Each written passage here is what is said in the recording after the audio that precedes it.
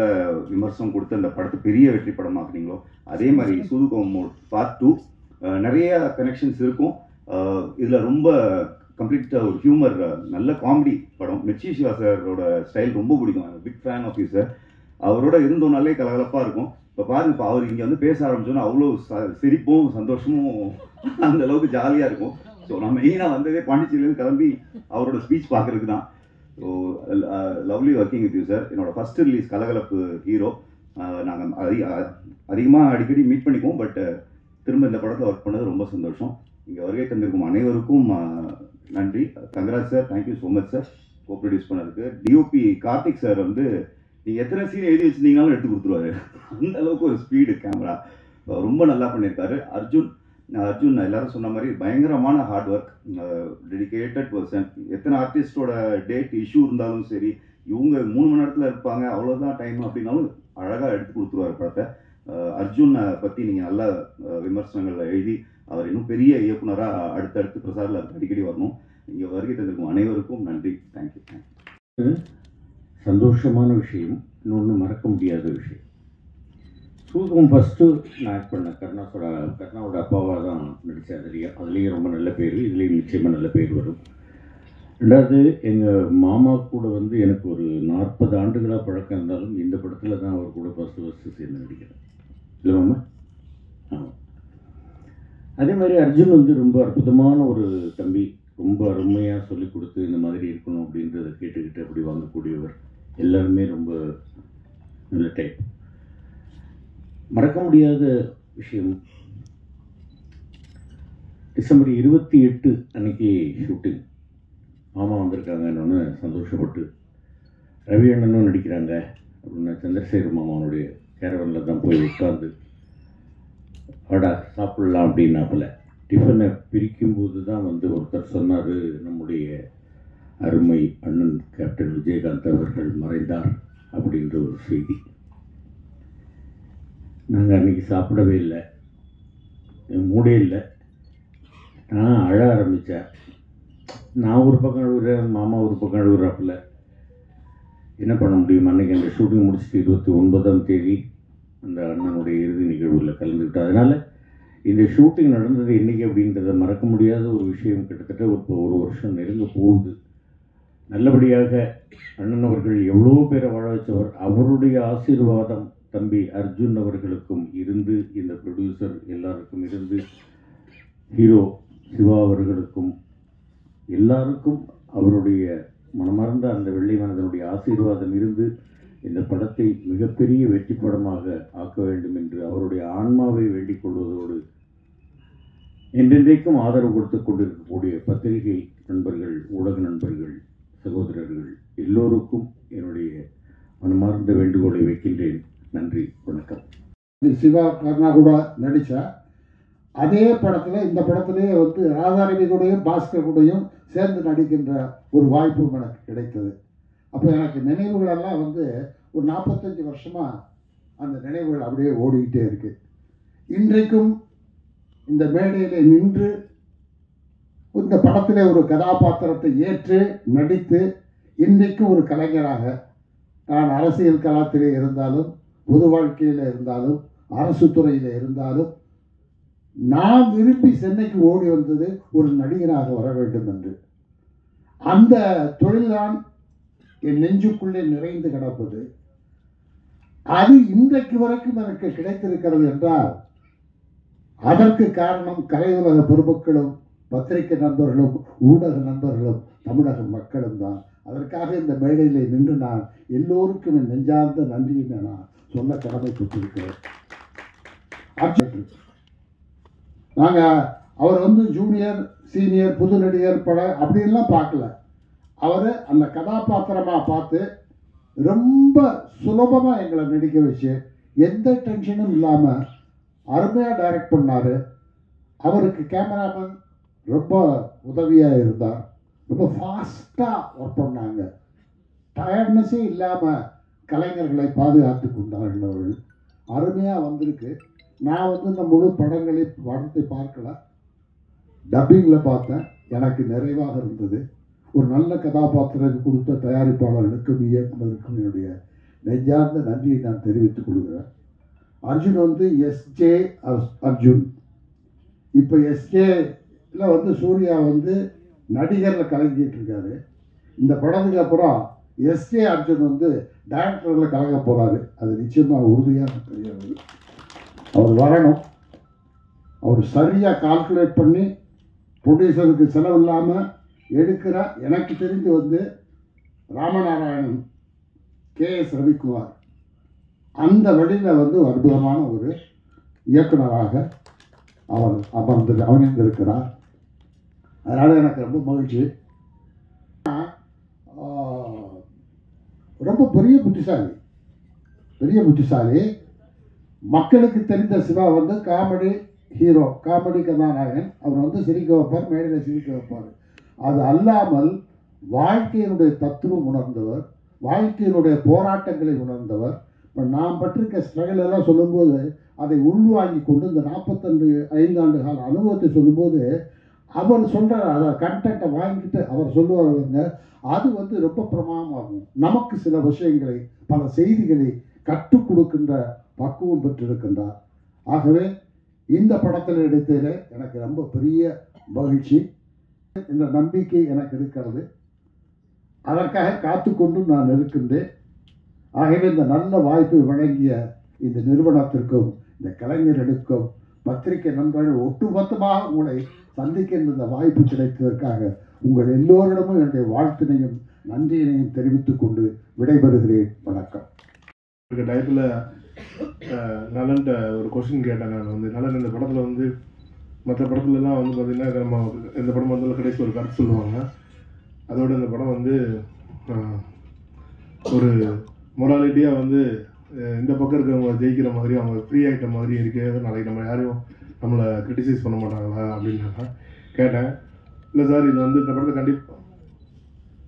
கண்டிப்பாக கிரிட்டிசைஸ் பண்ணுவாங்க இந்த மொராலிட்டி விஷயத்தில் அப்படின்னாங்க. அதே மாதிரி என்னையும் பயங்கரமாக அந்த சூதுவம் வந்த சமயத்தில் மக்கள் பயங்கரமாக அந்த படத்தை செலிப்ரேட் பண்ணியிருந்தாலும், பத்திரிகை ஊடக நண்பர்கள் அதை நல்லா செலிப்ரேட் பண்ணியிருந்தாலும், சினிமாவில் இருக்க பல பெரிய மனிதர்கள் வந்து இந்த படத்தை வந்து ஒரு என்ன சொல்கிறது, ஒரு சரியில்லாத ஒரு எடுத்துருக்கவே கூடாத ஒரு படம் அப்படின்ற அளவுக்கு அதை விமர்சனம் பண்ணாங்க என்கிட்ட.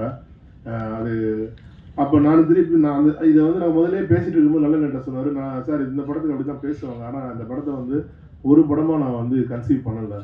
இது வந்து ஒரு 3 படமாக தான் அதை நான் கன்சீவ் பண்ணியிருக்கேன். ஒரு ட்ரையாலஜியாக தான் அதை கன்சீவ் பண்ணியிருக்கேன்.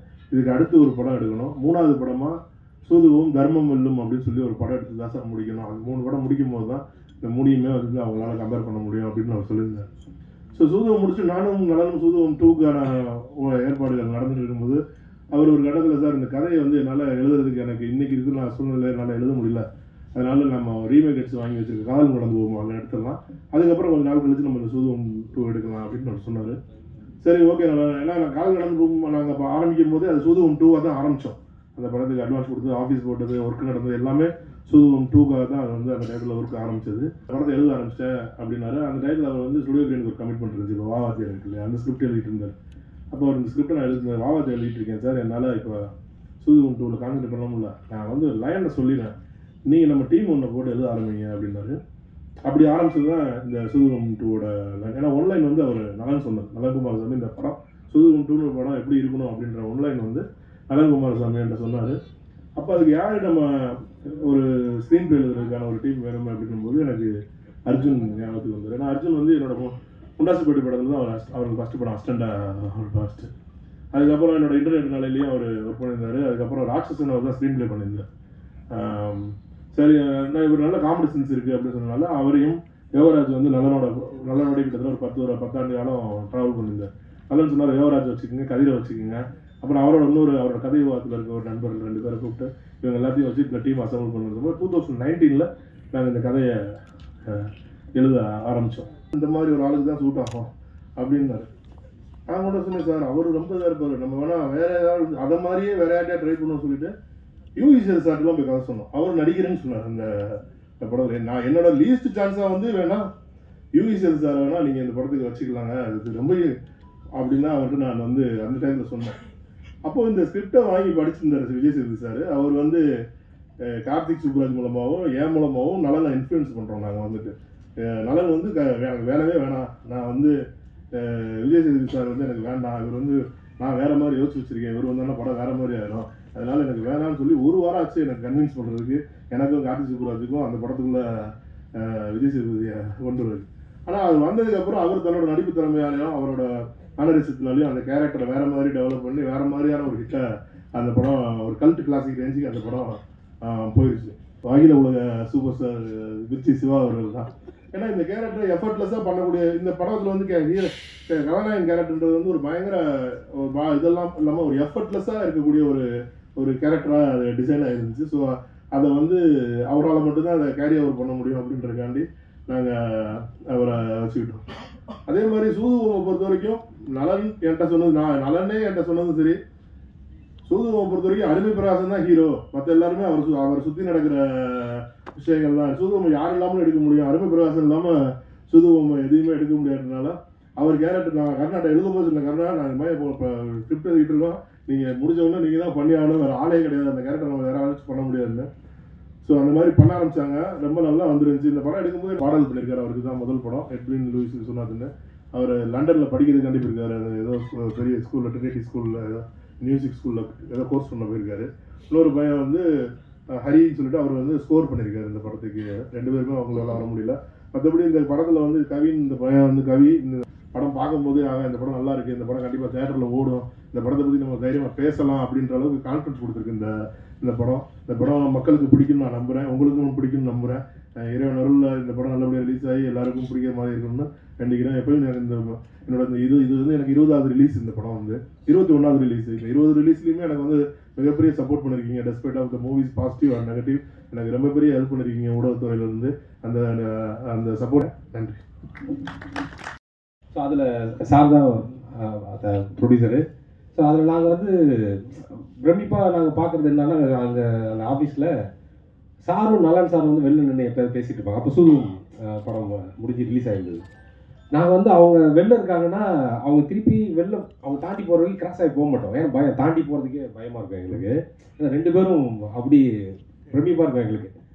அப்புறம் அங்கேருந்து அப்புறம் இன்டர்நெட்டால் நம்ம அவர் ரவி சாரோட அவரோட ஒரு ஒர்க் சும்மா ஜஸ்ட் ஸ்கிரிப்டில் தான் ஒர்க் பண்ணேன்.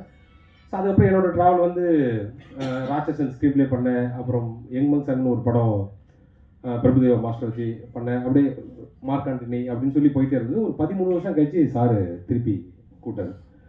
ஸோ போய் பார்க்கும்போது சரி சார் கூப்பிட்றாரு போகலாம் அப்படின்னு போகும்போது அவர் ஃபஸ்ட்டு சொன்னது என்னன்னா, சூதுகம் 2 அர்ஜுன் நீங்கள் ஃபஸ்ட்டு கதை பண்ணுங்க, அப்புறம் டேரக்ட் பண்ணுறதை பற்றி முடிவு பண்ணலாம்.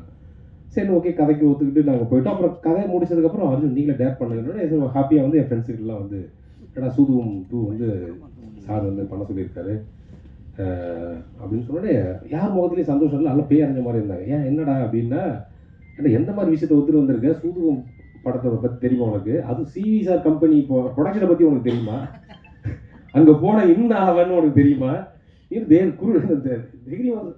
ஸோ எல்லாருமே வந்து இப்படி பேசுகிற பயம் அதிகமாகிடுச்சு. சரி அப்புறம் என்னன்னா அந்த டைமில் எனக்கு பெருசாக வேலையும் இல்லை, எதுவுமே இல்லாமல் இருக்குது. நம்ம ஒரு அதாவது அந்த படத்துலேயே ஒரு டைலாக் வரும், அதாவது பிரச்சனையில் இருக்க அந்த வாய்ப்பில் இருக்க பிரச்சனையை பார்க்காத, அந்த பிரச்சனையில் இருக்க வாய்ப்பை பாரு அப்படின்னு சேர்ந்து இறங்கிட்டோம். ஸோ உண்மையை வந்து என்னன்னா சிவி சாரோட ஸ்கூல் கொஞ்சம் ரொம்ப டஃப்பான ஸ்கூல் தான். எனக்கு அதை கதை பண்ணி முடிச்சதுக்கப்புறம் சிவி சார் நானும் டிஸ்கஸ் பண்ணும்போது எங்களுக்கு நலன் சார் எப்படி வந்து ஆர்டிஸ்ட் செலெக்ஷன், அதாவது விஜய் சேதுபதி சார் ஏற்றுக்க முடியும், அது மாதிரி எங்களுக்கு வந்து இந்த கதைக்குள்ளே ஹீரோ யாரை கொண்டு வரணும்னு எங்களுக்கு தெரியல. ஸோ அப்போ தான் வந்து என்னன்னா அந்த ஒரு எதையும் வந்து ஜஸ்ட் ஈஸியாக ஹேண்டில் பண்ணக்கூடிய ஒரு ஆள் வேணும் சார். இந்த வார்த்தையை சொல்ல தான் டக்குன்னு சிவா சார். ஸோ அதே மாதிரி வந்து பார்த்தீங்கன்னா ஷூட்டிங் ஸ்பாட்டையே வந்து ஜஸ்ட் லைக் தட் தான் பண்ணுவார், சூப்பராக பண்ணி கொடுத்தாரு. அப்புறம் இல்லை சார் எனக்கு அவர் கூட ரொம்ப வருஷமாக ட்ராவல் இருக்கு. சாரோட நான் வந்து என்னோட முதல் படம் டிஸ்கஸ்லேருந்து அவர் கூட நான் சிவா சாரோட ட்ராவல் ஆகிருக்கேன். ஸோ இந்த படத்தில் அந்த குருநாத்ன்ற கேரக்டர் ரொம்ப அல்டிமேட்டாக பண்ணியிருக்காரு. ஸோ அது நீங்கள் தேட்டரில் கண்டிப்பாக ஃபீல் பண்ணுவீங்க. அப்புறம் MS பாஸ்கர் சார், அது சார் சொல்லிட்டாரு. அவர் சார் பாஸ்கர் சார் அங்கே இருக்கும்போது எனக்கு என்ன பிரச்சனை இருக்காருன்னா, அவர் ஆப்போசிட்டில் நடிக்கிறவங்க, சைடில் நடிக்கிறவங்க, பின்னாடி ஜூனியர் ஆர்டிஸ்ட்டாக ஒருத்தவங்க ஒரு டைலாக் பேசுறது கூட சாரே சொல்லி கொடுத்துருவார். நீ இதை சொன்னாதப்பா அடுத்து நான் அந்த டைலாக் பேச முடியும், நீ இந்த மாடுலேஷனில் பேசினா தான் நான் இப்படி ரியாக்ட் பண்ண முடியும் அப்படின்றது மாதிரி இந்த சாரே சொல்லி கொடுத்துருவாரு. நம்ம ஜஸ்ட் ஆக்ஷன் கட் சொன்னாவே போதும். அப்புறம் நம்ம அருள்தாஸ் அண்ணன், அருளசனுடைய அவர் எனக்கு நான் வந்து ரொம்ப தீவிர விஜயன் சாரோட ஃபேன் நான். ஸோ அவரோட நடித்தவங்க ராதாரவி சார், வாகை சார், இவங்களாம் அந்த ஃபஸ்ட் டேஸ் பாட்டுக்கு வரும்போது ரொம்ப, ஸோ வாகை சார்ட்ட உட்காந்து நம்ம கேட்கும்போது ரொம்ப பொறுமையாக கேட்டுப்பாரு. அடுத்து அந்த நம்ம நினச்ச அந்த கேரக்டர் மாடுலேஷன் எடுக்கும்போது நமக்கே பிரமிப்பாக இருக்கும். அவ்வளோ ஒரு நேர்மையான ஒரு அரசியல்வாதி சார். இவர் இந்த ஒரு வேர்டு தான் இருக்கும், அதுக்கு வந்து அவர் வந்து அவ்வளோ டெப்த் கொடுத்து அந்த டைலாகை சூப்பராக பண்ணார். ரொம்ப நன்றி சார். ஒரு ஃபீல் கொடுக்கும்போது அந்த குவாலிட்டி குறையாமல் இருக்கிறதுக்கு அவர் ரொம்ப பெருசாக எனக்கு சப்போர்ட் பண்ணார். அப்புறம் இந்த படத்தில் என்னோட கேமராமேன் கார்த்திக் தில்லை.